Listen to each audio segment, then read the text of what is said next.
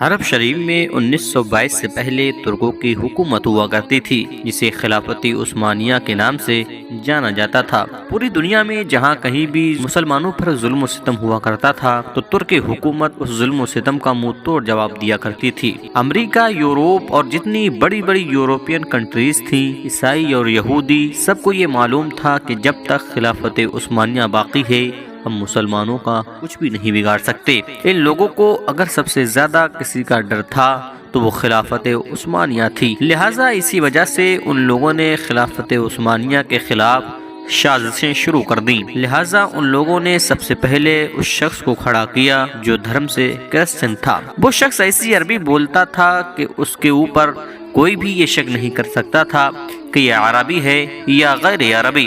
اس شخص نے اپنا کام شروع کر دیا اور اس دور کے عربی مسلمانوں کو یہ کہہ کر خلافت عثمانیہ کے خلاف گمراہ کرنے کی ناکام کوشش کی کہ بھائی ہم تو عربی ہیں اور یہ لوگ یعنی حکومت کرنے والے غیر عربی ہیں، تو ہم عربی لوگ ان غیر عربی لوگوں کی حکومت کو اپنے اوپر کیسے برداشت کیے ہوئے ہیں۔ لیکن اس وقت کے سنی مسلمانوں نے اس شخص کی ایک نہ سنی۔ یہ شخص لانس آف اربن کے نام سے مشہور ہوا۔ آپ گوگل پر جا کر چیک کر سکتے ہیں، اس شخص کے بارے میں ویکیپیڈیا پر بھی پڑھ سکتے ہیں۔ اس آدمی کی ناکامی کے بعد امریکہ نے ایک اور شخص کو تیار کیا، اس کا نام ہمفرے تھا۔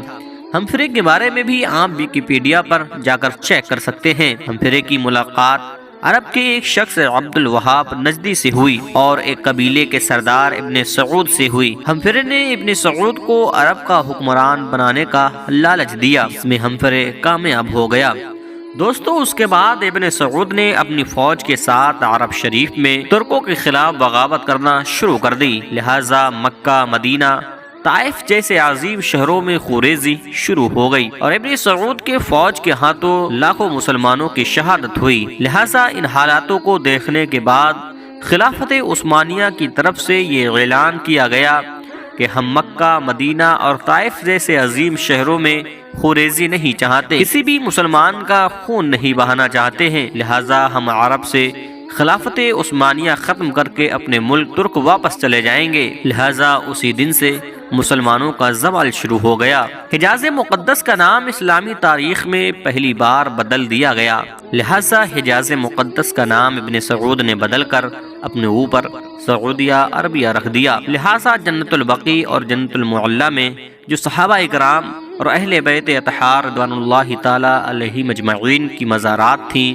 ان تمام کو توڑوا دیا گیا تھا اور ان کی تمام قبروں کو زمین سے ملا دیا۔ اور آپ کو بتا دیں کہ حرم شریف میں جتنے بڑے دروازے یا بڑے عمارتیں تھیں جن کے نام صحابہ یا اہل بیت کے نام پر تھے، ان تمام کے ناموں کو بدل کر آل سعود یعنی کہ جو ابن سعود تھا اس کی اولادوں کے اوپر رکھ دیا گیا تھا۔ لہٰذا یہودیوں اور عیسائیوں کو بھی اب عرب شریف میں آنے کی اجازت مل گئی۔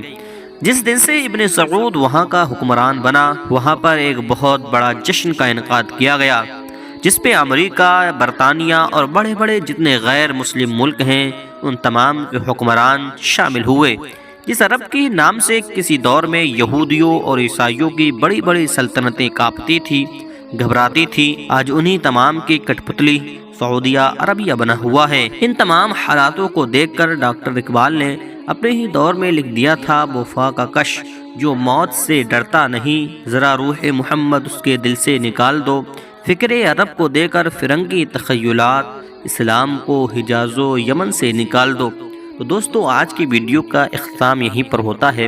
ویڈیو اگر آپ کو انفارمیٹیو لگا ہو تو ویڈیو کو لائک شیئر ضرور کریں، اور اگر ابھی تک آپ نے ہمارے چینل کو سبسکرائب نہ کیا ہو تو چینل کو بھی سبسکرائب کر لیں۔